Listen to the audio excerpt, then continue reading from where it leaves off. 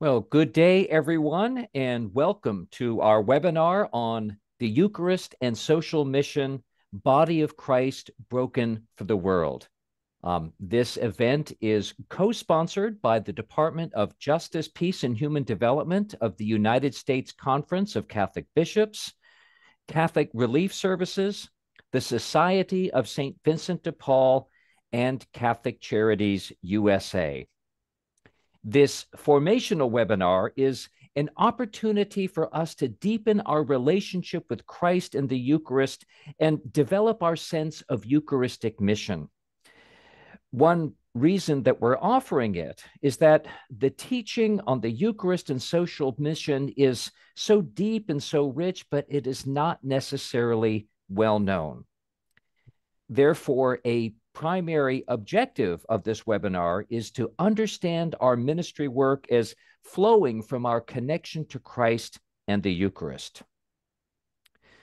Some questions for us to consider during our time together are: what gifts has God the Father given to us, and how might God be asking us to make use of these gifts in the service of others? How does the Eucharistic meal compel us to care for those who are experiencing an immediate need? And how might the Holy Spirit be moving us to join with others to respond to the problems that we see and we encounter in our communities? As we consider these and other questions, I am joined today by four wonderful panelists who bring valuable and diverse perspectives to our discussion. First, I would like to introduce Jill Rao. Jill is the Director of the Office of Education and Outreach.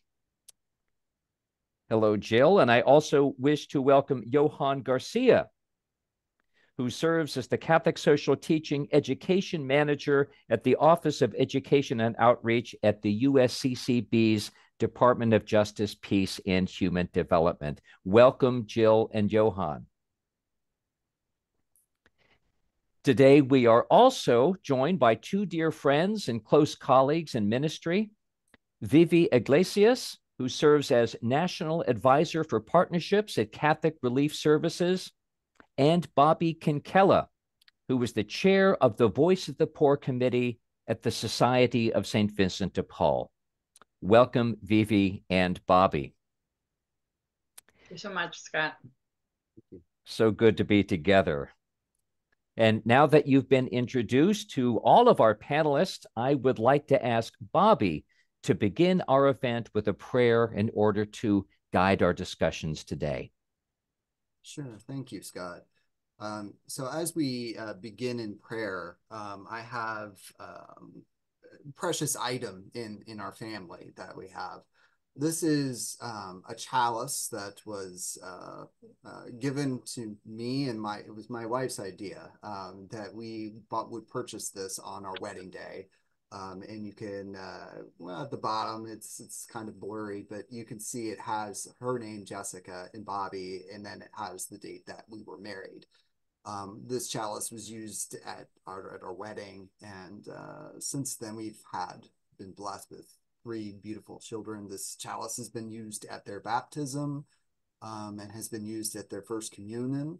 I have one. I just signed up my 14-year-old for confirmation class. So God willing, we will be using this chalice in that as well. And I bring all this up because I think it's important as we begin in prayer here to recognize that the Eucharist is not just a personal belief, but it affects those around us, especially our family.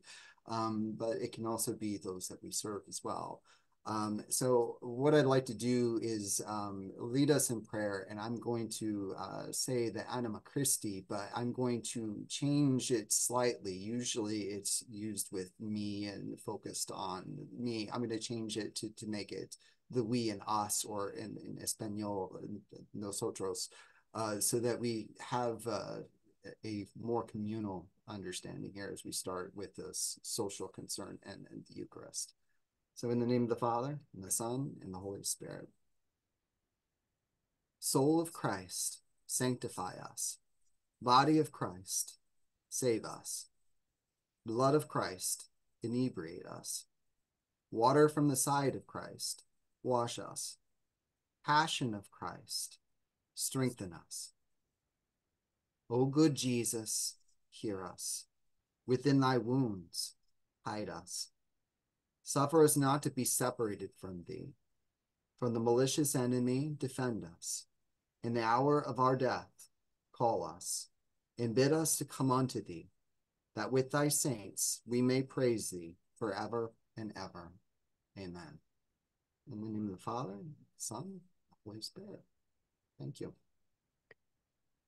Bobby, thank you for that beautiful testimony about your family and for leading us in prayer. Your praying the Anima Christi reminds me that we chose this date specifically to host this webinar because it is the traditional date of the solemnity of Corpus Christi, the body and blood of Christ.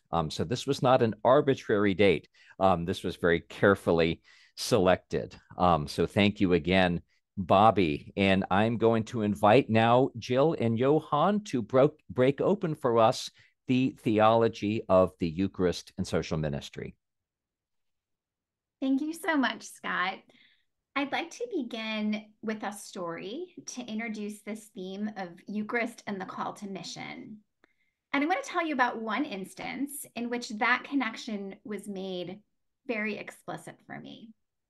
As a young adult, I belonged to a DC parish where unhoused men and women were regular guests at the Sunday liturgy.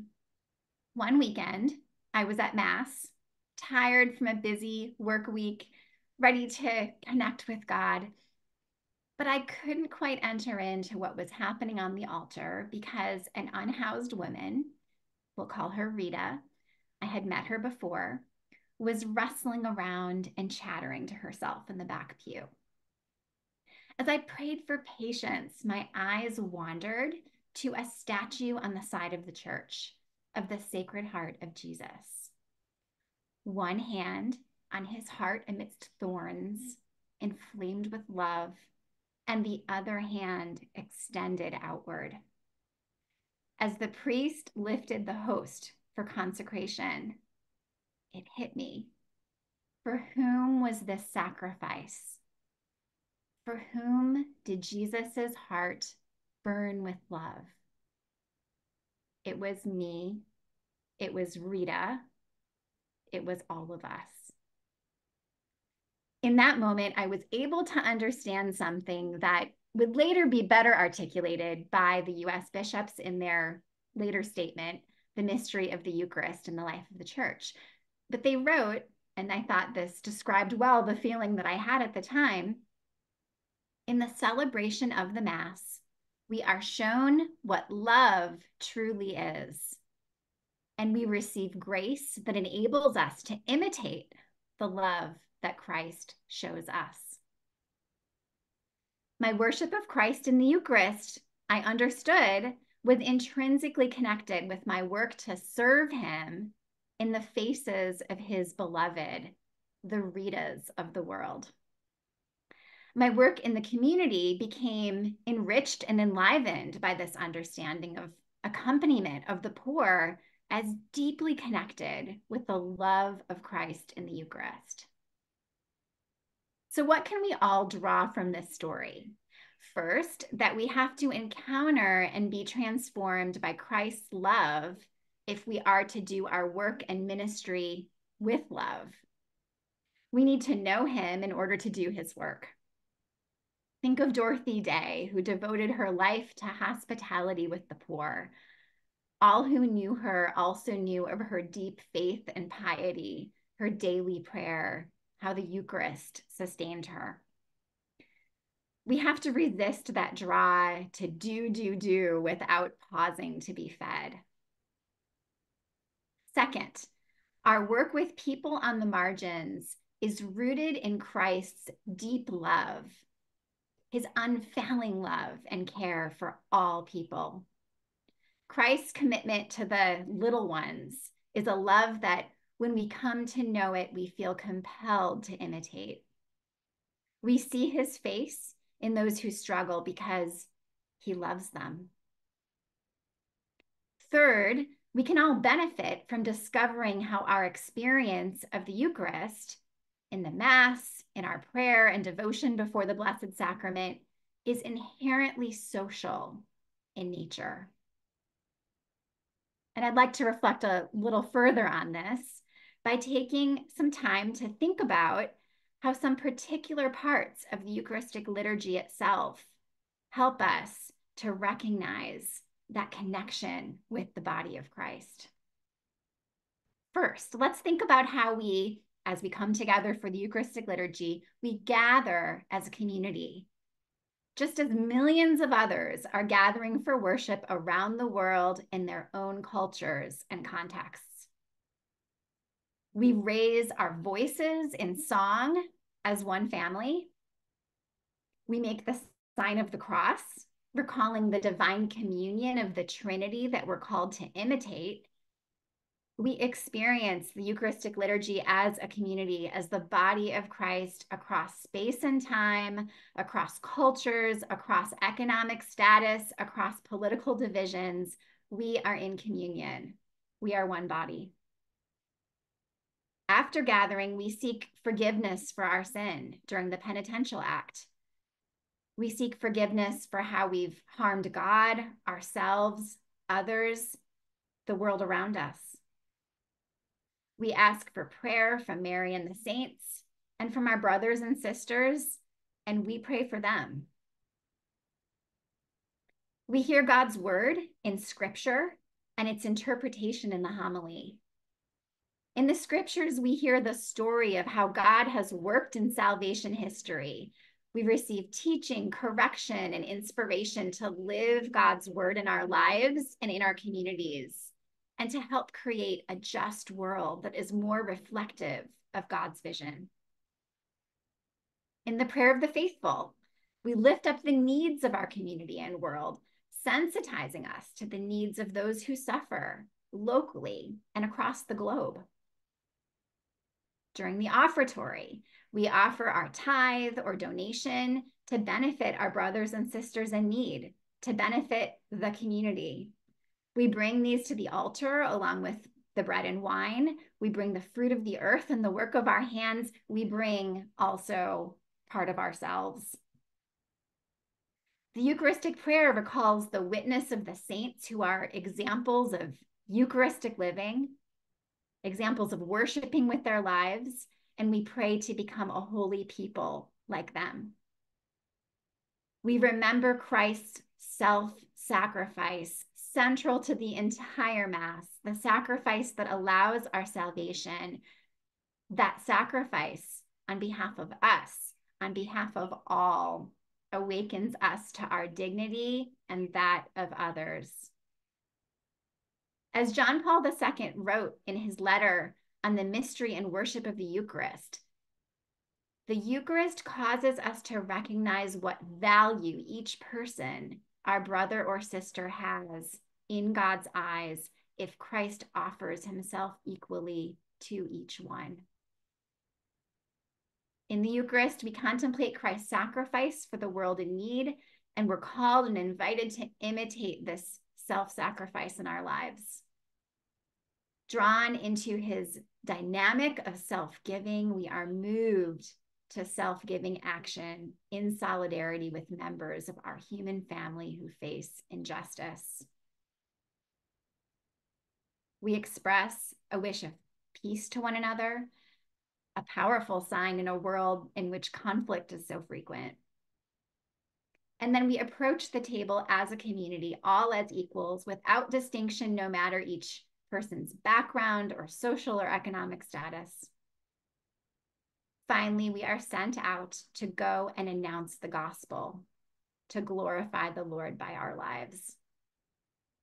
Pope Francis writes that when we receive the Eucharist but turn a blind eye to the poor and suffering, or consent to various forms of division, contempt, and inequality, the Eucharist is received unworthily. Benedict XVI reminds us that the word Mass is derived from the Latin word missa. He notes The word dismissal has come to imply a mission. These few words succinctly express the missionary nature of the church. The Mass is oriented toward a missionary purpose. We are sent out to love and serve God and one another. John Paul II writes in his apostolic letter on the Lord's Day, the presence of the risen Lord in the midst of his people becomes an undertaking in solidarity, a compelling force for inner renewal, an inspiration to change the structures of sin in which individuals, communities, and at times entire peoples are entangled. Likewise, Benedict XVI tells us in Sacramentum Caritatis, the relationship between the Eucharistic mystery and the social commitment must be made explicit. The recognition of this fact leads to a determination to transform unjust structures and to restore respect for the dignity of all men and women created in God's image and likeness. So clearly, awareness of the social nature of the Eucharist will cause us to leave different than we entered, inspired to go and transform the communities we live in. I'd like to turn it over now to Johann to illustrate what this call looks like. Thank you, Jill. And actually, I'm going to go back to share my screen since it got frozen as I was transitioning. So please bear with me. All right, so my task today is to share how the Eucharist allows us to live our Christian vocation and prepares us for mission to live as the body of Christ in the world. And I want to start by sharing just a very short personal reflection about how the Mass for me, or how I was transformed through the Eucharist just a couple years ago by really recognizing myself in the moments of, or each of the elements of the Mass, by connecting my personal story with the story of Jesus, but also by seeing myself as the body when the host is lifted up, seeing myself as part of that. For me, I feel that I was able to, make that connection. And since that day and on, the Mass was different for me. And that's always my invitation to the community. And so, but I will also like to connect all of these teachings and reflections today with this quote from the Compendium of the Social Doctrine of the Church that says that the Church, sharing in mankind's joys and hopes and its anxieties and sadness, stands with every man and woman of every place and time to bring them the good news of the kingdom of God, which in Jesus Christ has come and continues to be present among them. For me, that's the Eucharist. The Eucharist embodies all of those personal and social realities. Our personal encounters with Christ at the holy sacrifice of the Mass or before the Blessed Sacrament let us experience more deeply how we are created in God's likeness and image, as Jill just mentioned. And it is through the life and the Paschal mystery that our journey is best understood and shared in the mystery of Christ. Now, one reality we encounter through the Eucharist is God's presence in the community, his body. And for me, this is one of my favorite parts of going to Mass every Sunday, that we come together as a community. We come together around the table of the Lord to celebrate these sacred mysteries, and how the Eucharistic table is a symbol of that universal love and fraternity, and how the table of the Lord brings us together in communion. The Eucharist, in effect, draws each of us closer to Christ as individuals, but also as a community. And in a recent training with some members of the clergy, one of them mentioned that if you want to be yourself praying to Christ during Mass, do that before Mass starts, because once Mass starts with the opening song, we're all coming together as members of the community. And that is why, the Eucharist, celebrated as a community, teaches us about human dignity and calls us to right relationship with God, with ourselves and with others. The Eucharistic communion also includes the reality of being loved and of loving others in return. Therefore, as Catholics, we have to take that reality into consideration, right? And the ones also missing from the table. And the Eucharist isn't just a time to remember the life and the ministry of Jesus Christ, but it's also a time for us to remember those that are not gathered around the table of the Lord, those that are in the margins, those that are being dismembered from his body. In Ecclesia of the Eucharistia, St. John Paul II writes that a truly Eucharistic community cannot be closed in upon itself, but rather the Eucharist challenges us to recognize our place within the community and the human family. And to me, that's sort of the words of Pope Francis and his new encyclical Fratelli Tutti, right? It's about that fraternity. It's about that unity in Christ. Again, as Catholics, we really never worship alone. At the Eucharist liturgy, we gather with the young and the old, the rich and poor, and as well as with millions around the world and the saints in heaven to celebrate Christ's sacrifice. In December of last year, I was invited by the Glen Mary Home Missionaries Committee to lead a Eucharistic retreat, and I experienced a wonderful experience by being welcomed into that community. And even though I was concerned that, I was coming from far away and I was being looked upon as a stranger, I really got to experience that sense of community, the sense of community that you experience when you go to a parish, when you go to a rural community. And I felt welcome. And I felt that even though I was far away from my community, they became my family. And this is sort of what we experience every Sunday at Mass, right? We're all coming together. The Eucharist also sensitizes us to those who suffer, as Jill mentioned it. And as we meditate on the Eucharist, we experience Christ's love for us and for others. And in the depth of prayer, we become so moved and sensitized to his love for those who suffer that the words of St. Augustine become a reality. The pain of one, even the smaller member, is the pain of all. And when we receive the Eucharist, as Pope Francis says in the Moral Laetitias, but turn the blind eye to the poor and suffering, or consent to various forms of divisions, contempt, and inequality, the Eucharist is received unworthily.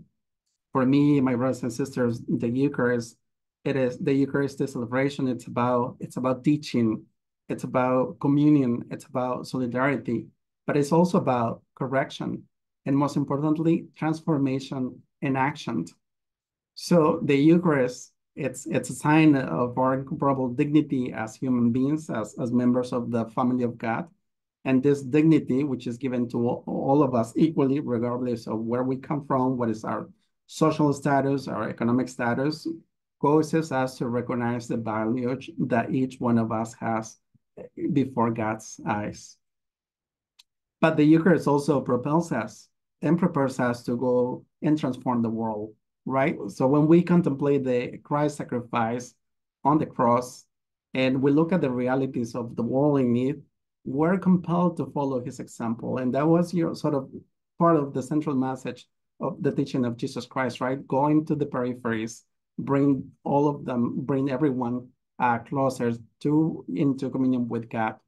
And so through the Eucharist, the meal that we receive every Sunday, we are compelled to serve the least of this through outreach and charity programs, through advocacy for justice in order to create systemic change, but also to achieve justice and peace, to build parish unity through community organizing, to listen to the concerns of our communities, our neighborhoods, and our cities, and transform those realities, but also to build solidarity beyond boundaries and beyond the realities of our parishes and our cities and communities. And that is another reality that we can no longer ignore, since a lot of our parishes and our communities are so diverse. And finally, the Eucharist prepares us for mission, right? So in the face of the sin and injustice that we see around the world and in our communities, the Eucharist plants a seed of living hope in our daily commitment to the world before us. The Eucharist becomes our source, our summit, but also our hope and sense of transformation, right? By changing those lives and our communities, but also changing ourselves personally to become Eucharistic missionaries and to live Eucharistic lives. The Eucharist also affirms our role as citizens and men, women in different professions and at different levels of society, in contributing with the light of the gospel to the building of a more human world, a world fully in harmony with God's plan. And for me, that is also something that I get to experience every Sunday when I go to my parish. And I love at the end how in the announcements, there's many opportunities to transform those realities, to live Eucharistic lives, right?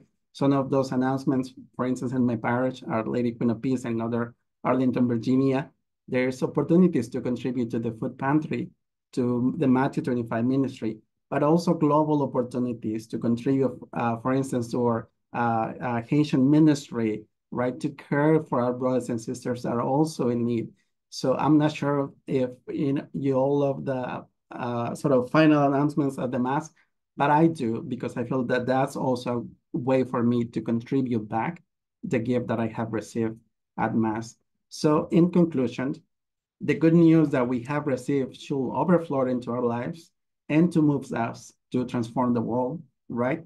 And that is why the concluding rites in the liturgy of the Eucharist are not an end, but a beginning. And I love how that is also connected to sacred scripture, right? It doesn't end with the book of Revelation, but rather that's where it starts. And so is the Mass, right?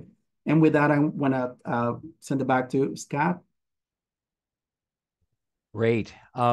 Johann and Jill, thank you so much for that rich presentation on Eucharistic teaching, but thank you, I think, especially for your personal testimonies and sharing with all of us how the Eucharist has transformed you and shapes your ministry. That was very, very powerful, and thank you.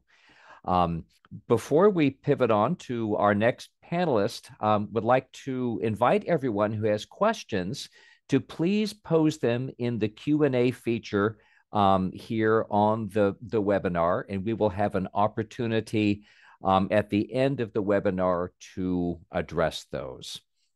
At this time, I wish to invite Bobby to share your reflections and thoughts on how the Eucharist compels not only you, but the entire Society of St. Vincent de Paul to care for vulnerable communities in the United States. Thank you. Yeah, St. Vincent de Paul, I mean, it starts with, you have St. Vincent himself. Was reading about how he had an hour of Eucharistic adoration every day. That was before he would say Mass. And then the society a couple hundred years later was created in the 1800s by Blessed Frederick Ozanam and some others that came together. Blessed Frederick Ozanam himself also went and visited the Eucharist quite a bit. So there is that history within it. And you know, us as Vincentians, you know, we're in the parishes. And so it's very easy for us to, you know, be part of the masses, the daily masses, and go to adoration. At my parish, we have perpetual adoration, and a lot of the Vincentians are part of the doors of that. And I've been a part of other conferences in Detroit and Chicago too, and have seen a great deal of devotion to the Eucharist from Vincentians. And like I said, I think because we're at the parish level and we're, you know, from there we're able to go into people's homes. But being at the parish and being centered there, having our meetings there, I think it makes it a little bit easier to have, you know, a Vincentian Mass or things and have that kind of devotion continually for us as we serve.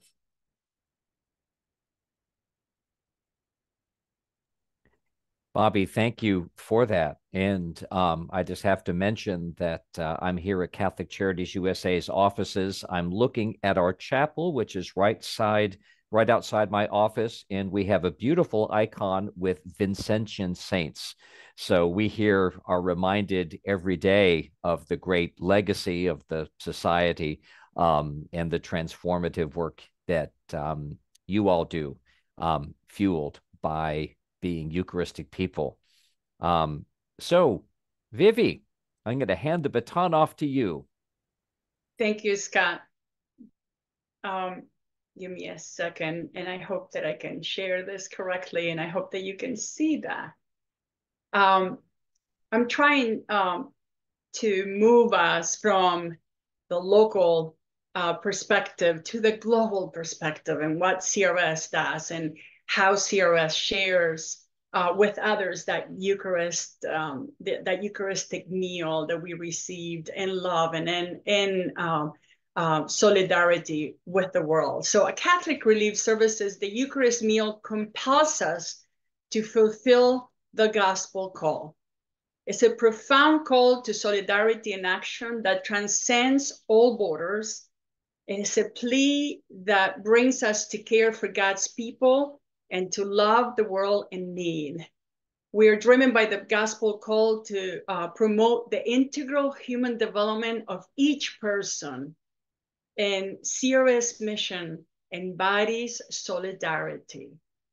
We were born as a response to the refugee crisis of World War II, and CRS continues to serve and be present in more than 100 countries and accompanying over 200 million people. Charitable works are essential, and they meet the immediate needs of people: water, food, shelter, clothing.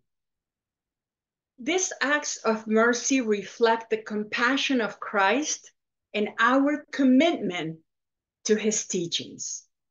However, living out the gospel must lead us as well to solidarity, a call to love the world in need. We share him, and yes, we receive him when we see Jesus in the other. This is love in action. Pope Francis reminds us that charity is at the heart of the church, is the reason for its action, the soul of its mission. What does this mean to us? We must also engage in social justice and ask ourselves, why are people marginalized? And then we must work to transform communities into places where all can thrive. This is solidarity. We ask ourselves still, why is there hunger? Why have people no access to clean drinking water?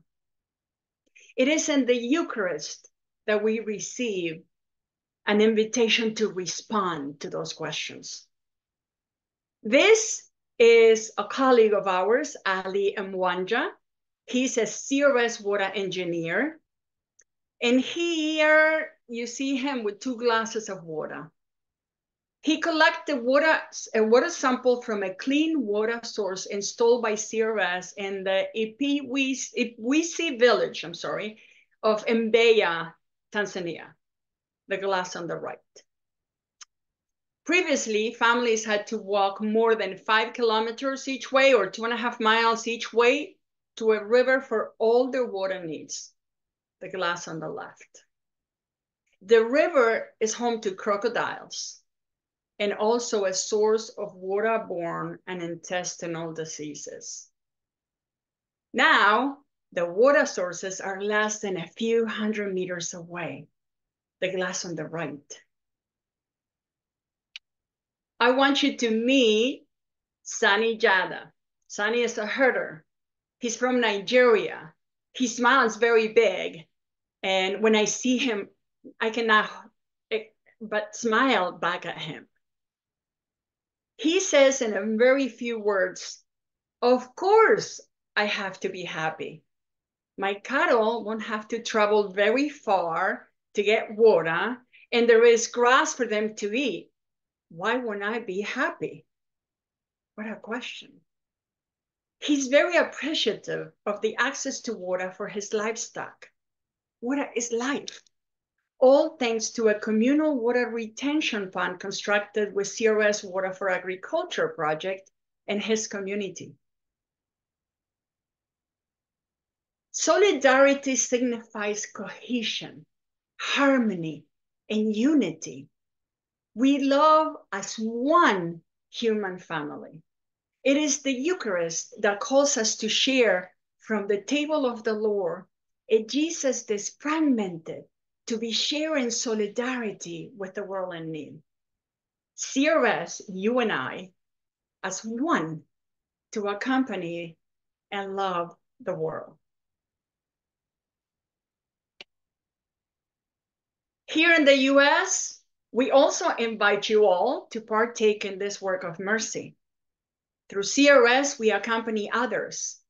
We're called to share from the Eucharistic table to the family table to the world's table, ensuring that everyone can experience the fullness of life that God intends for them and for us. Jill said it, for me and for us, for all of us. The Eucharist calls us to care for the most vulnerable. It is a reminder that our faith is not just a private matter, but a call to serve and uplift others and on our boundaries, beyond our boundaries and borders. At CRS, we embrace this mission. We strive to create a world where every person can thrive and their dignity is upheld, and it compels us to reflect on the boundless love of Christ. This is the living Eucharist that we share with the world.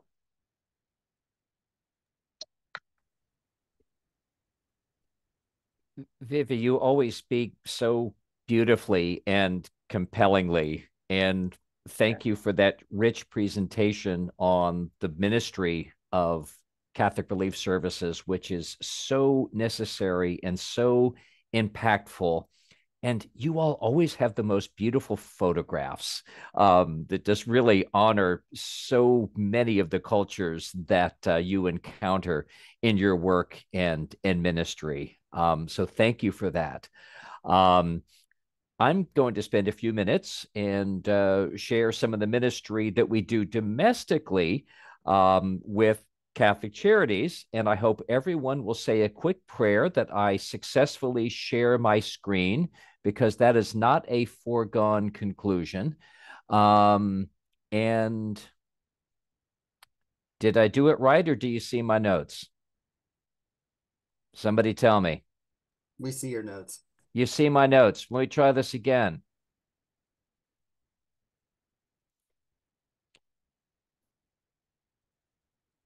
You still see my notes? Yeah, we're good. We're good. Thank you. We're good. Thank you. Somebody was praying. I appreciate it. Well, Catholic Relief Services, as you just heard, serves internationally outside of the United States. And Catholic Charities USA, we serve here right in our nation. Catholic Charities USA, which I represent, is the National Member Association of the 168 Catholic Charities agencies in the U.S. and U.S. territories. So we have agencies in Puerto Rico and the U.S. Virgin Islands and Guam and Saipan. And really, our 45,000 staff members, our over 200,000 volunteers have a tremendous impact on the needs experienced by our fellow citizens today. You'll see on this slide that in 2022, over 15 million individuals were served through Catholic Charities agencies.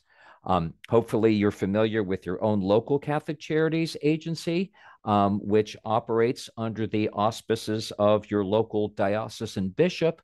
And we're very proud that since 1990, our good friends at the United States Conference of Catholic Bishops have designated us as the official domestic disaster relief agency. So if there's a second collection in your parish at the Eucharist, seeking relief for a disaster that has taken place here in the United States, that money goes to Catholic Charities and then is distributed locally. And if that happens overseas, that goes to our good friends at Catholic Relief Services. There we go. No, it doesn't want to advance for me. There we go. This is just a quick snapshot of some of the services and ministries that are engaged in by Catholic Charities agencies. We have a joke that if you've seen one Catholic Charities agency, you've seen one Catholic Charities agency, because what they do may be somewhat different from an agency in another part of the country, but the needs are so great. And this is just a quick overview of what we provide. 50% of the people who come to us initially for any sort of help do so because they are food insecure.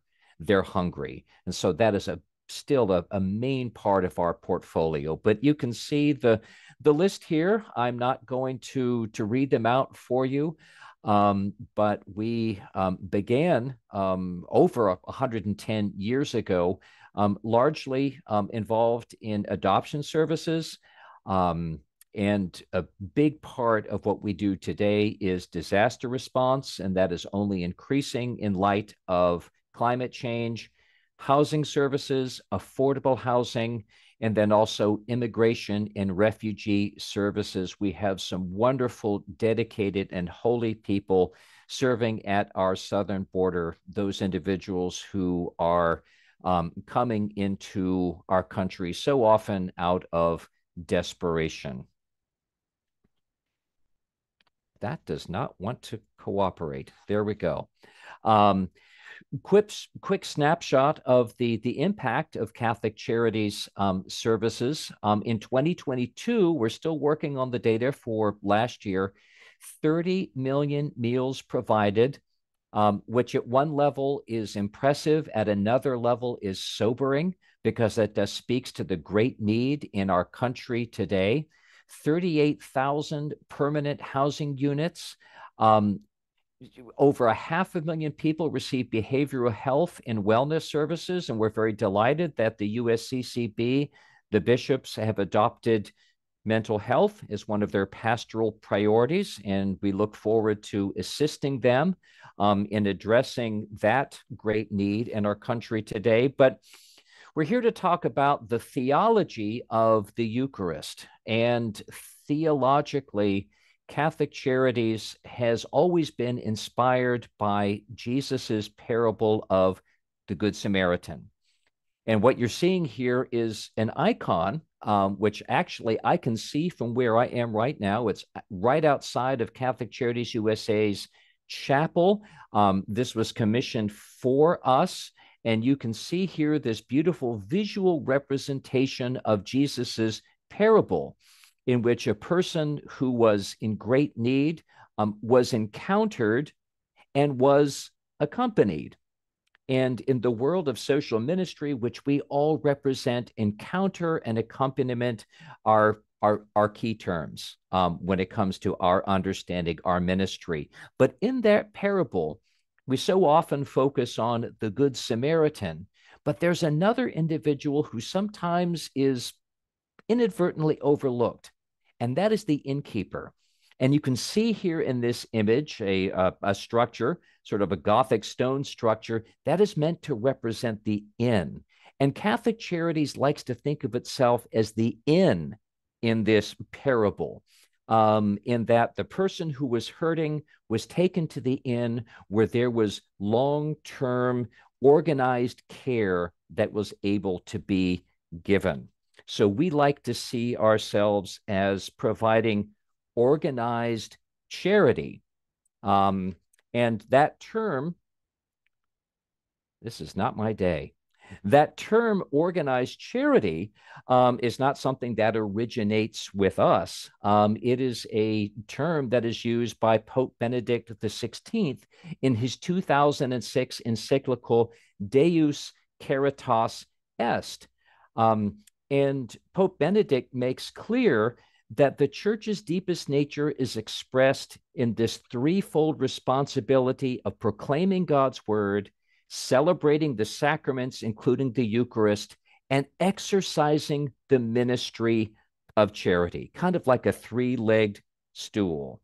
And he talks about the organized practice of charity. That's us. That's the Society of St. Vincent de Paul. That is Catholic Relief Services.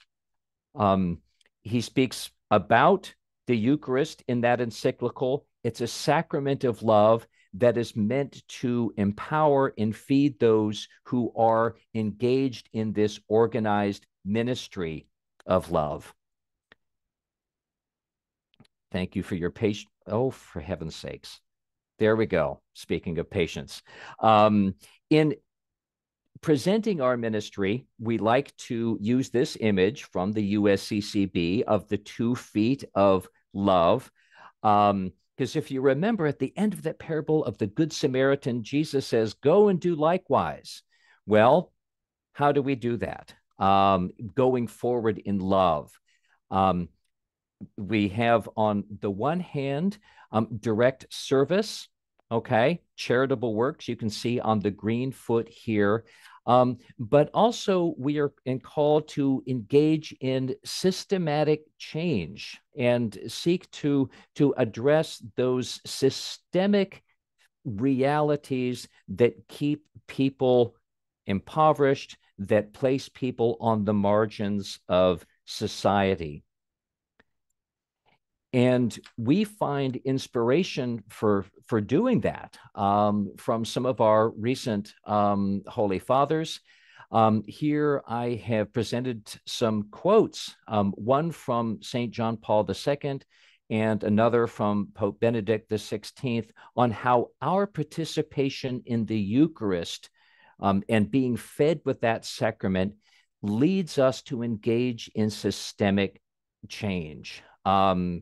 John Paul II, we are inspired by the Eucharist to change the structures of sin in which individuals, communities, and at times entire peoples are entangled. And then Pope Benedict XVI, the Eucharist leads us to be determined to transform unjust structures and to restore respect for the dignity of all men and women. And those are themes that have been echoed repeatedly by our current Holy Father, Pope Francis.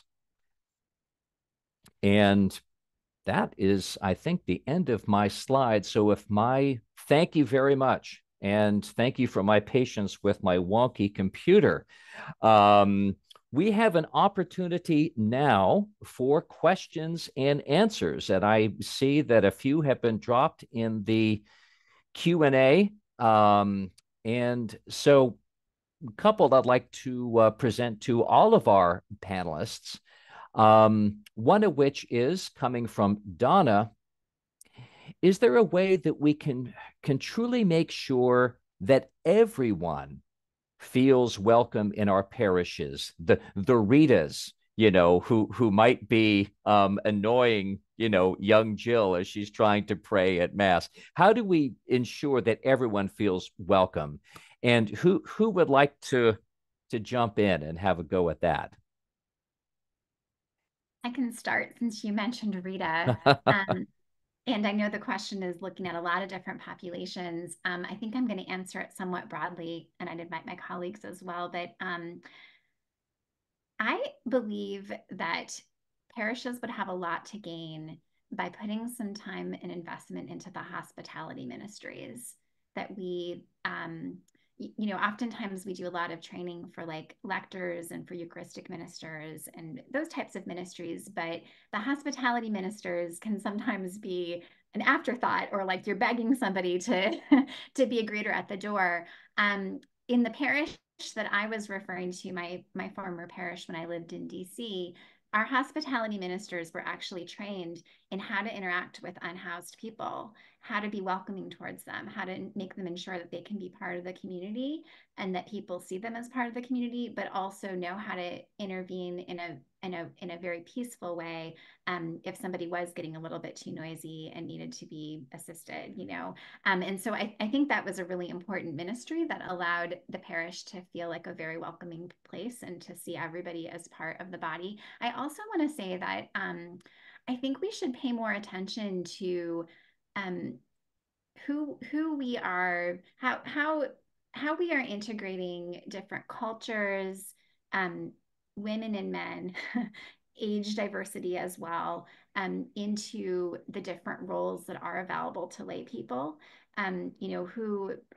Who are we, having as lectors or as Eucharistic ministers or other like very visible ministries, because I think it's important for those who are participating in the Mass to see themselves reflected in those ministries that are very visible. And so I think sometimes we don't have the awareness that we should, and I think it hurts the kind of the unity of the body and the way that people feel welcome. So that's maybe one, just not entirely answering the question, but one element of it that maybe is helpful to think about. That's magnificent. It would not have occurred to me, and it should, to form ministers of hospitality to ensure that everyone feels welcome, because they are. Johan, you wish to add to this? Yes, thank you, Scott. And just picking back on what Jill already said about the importance of the ministry of hospitality. And you and I, Scott, go to the same parish, Our Lady Queen of Peace. And I love when Father Teams asks if anyone is visiting for the first time, right?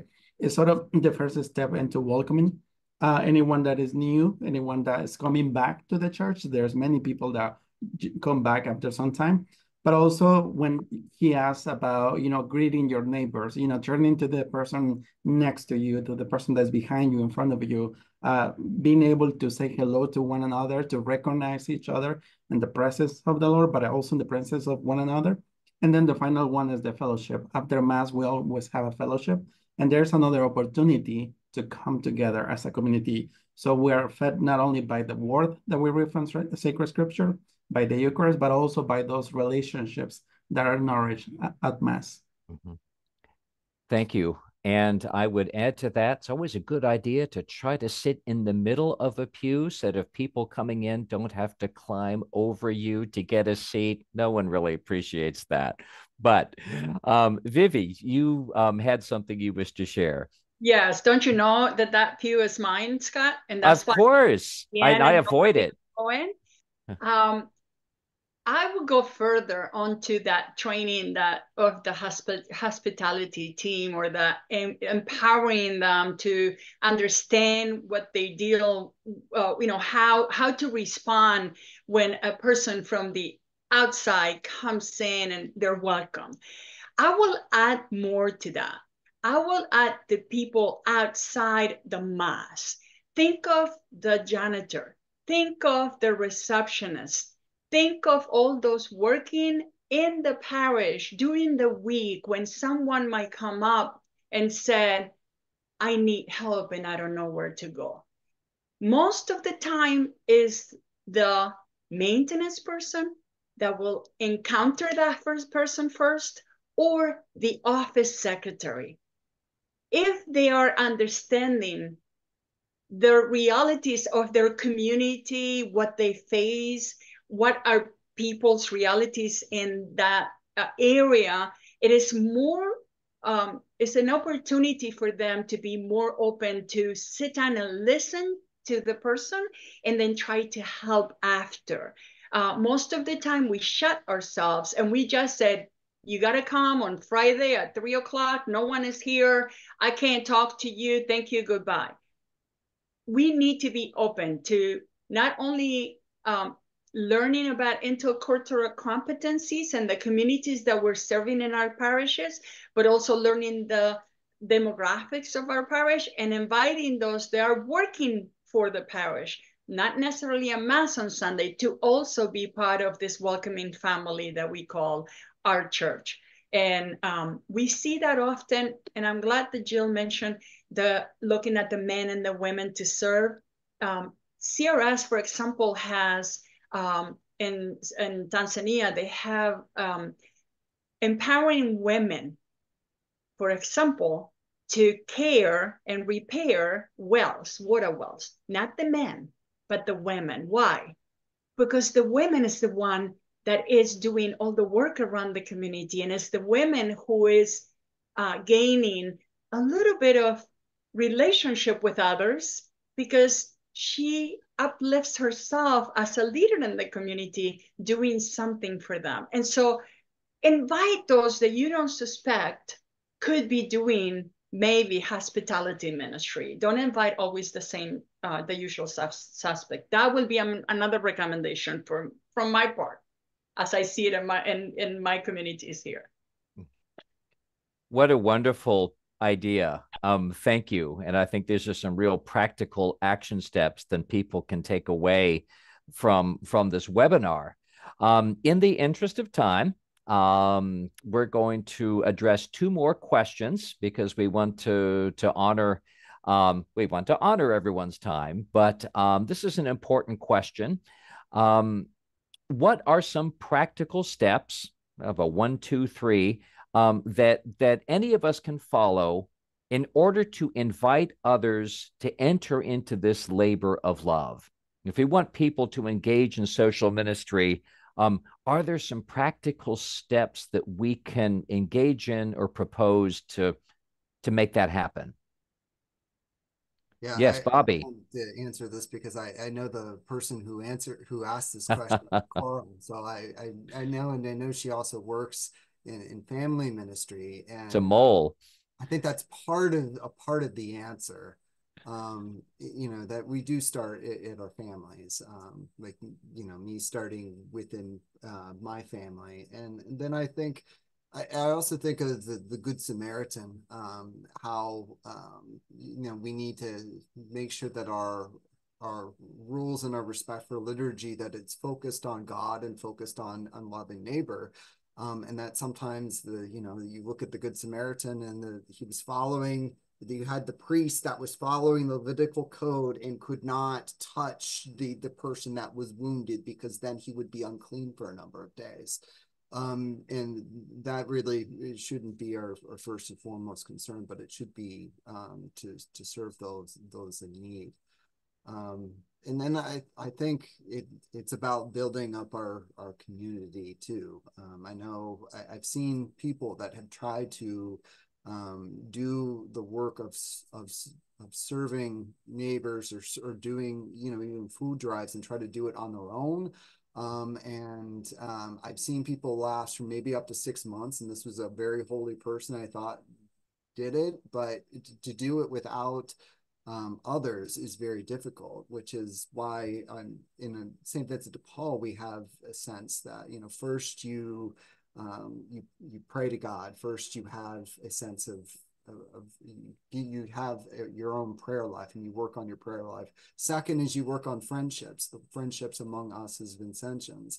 And then third, then you can go and serve those in need. And those 1, 2, 3, that's literally what our mission statement is for St. Vincent de Paul. So there you go, Socorro. I got 1, 2, 3 for you. Perfect. Thank you. Vivi. Yes, hi Socorro, I love you too.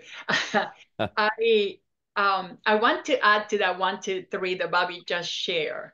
The other part is something that we do often in ministry, and we do often when we address some of the needs. It is using that pastoral circle, but using it with people, using it with. So we have the 1, 2, 3 that Bobby mentioned. We pray, we focus ourselves first spiritually, but we need to first ask ourselves, what is happening? the see, judge, act that we all talk about all the time. We need to first know why we're doing it, and that's the Lord and the call to the gospel, sharing the Eucharist with others and inviting them to their full, to be, their best version of themselves, to reach their full potential. But then we have to sit down and really seriously work with people who we are inviting to say, hey, let's analyze this. What's happening around us? What is needed? What is the church calling us to? Let's judge what we can do together. What can you offer? What can we do together to resolve this? And then finally, we take action. And that's the part that most people at the end are a little bit hesitant to do. But the action is what brings a full circle. So I will do 1, 2, 3, 4, 5. It's in the whole hand. And the whole hand is what the Lord is giving us to go in mission together. So remember that. And that's what I tell people. Remember the last part, which is take action and go out and do it. That would be my my suggestion here.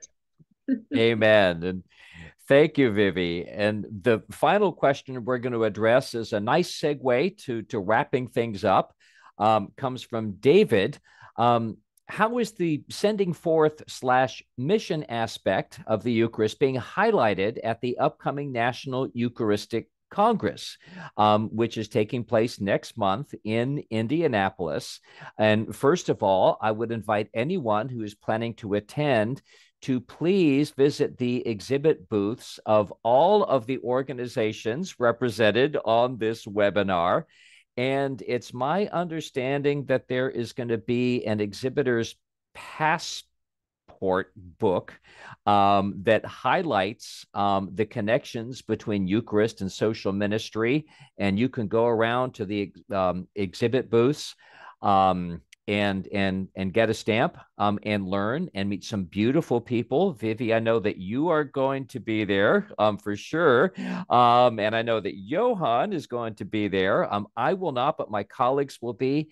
And we're going to have a really cool raffle of a Timothy Schmaltz statue at our booth. But but you're going to visit all the booths. But in all seriousness, speaking about the National Eucharistic Congress, one of the reasons that we held this webinar today is to anticipate that event that we know is going to be attended by thousands and thousands of people, but in a very special way. On July 20th at 2 p.m., there is going to be a breakout session entitled The Eucharist and very good. Okay. The Eucharist and Social Mission, Body of Christ Broken for the World.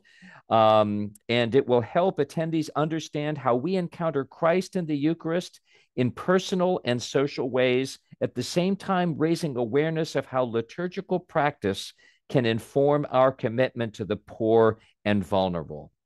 So David and anyone else who's going, please attend this breakout session. Please also attend the exhibit booths. And it's my understanding also that there is going to be a very big effort to pack and distribute foods to local food banks in Indianapolis, including one of the largest in the state, which is operated by Catholic Charities. I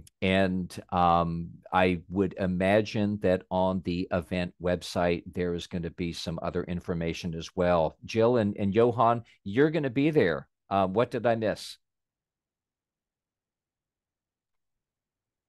I think you highlighted a lot of the connection points, Scott. One thing I will say also is that the National Eucharistic Congress is only one thing, right? Like that's the national event, but it's part of the larger revival. And if you visit the revival webpage, you can see that in the blog section.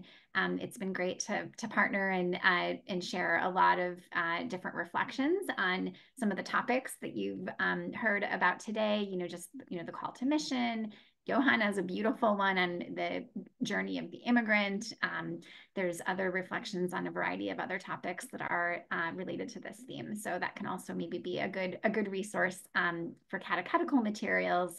I think as a follow-up, my practical step would be, we all want to see better integration, I think, of this topic into parish life. And so my number one thing is work with those people who are involved in different ministries within your parish to share some of those reflections and catechetical resources, the sacraments and social mission resource for especially as people are preparing for to join the church or for their first communion. In the case of youth, connect with the youth minister to do a catechesis on the Mass and its social nature. Leave materials in the adoration chapel with the permission of your pastor that to pray for different concerns and issues that are facing our communities. There's some great materials that exist, and so we can all play a role in helping that integration happen. I think it's the responsibility of all of us.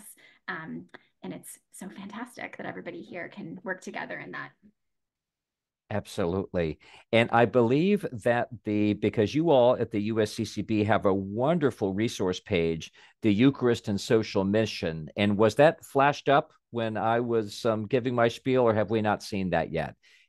There's that. And I see that the URL has just been dropped into the chat. So please, before you log off today, grab that URL, visit that website, and see some of the wonderful resources that the USCCB has produced and published on this essential topic. So I wish to thank everyone for your participation and time, and for your commitment to social ministry. I would invite my panelists. Do you have a final word of wisdom before we sign off? Well, I'm not sure if word of wisdom, but since you mentioned your presence at the Eucharistic Congress at the exhibitors area, please come and see us.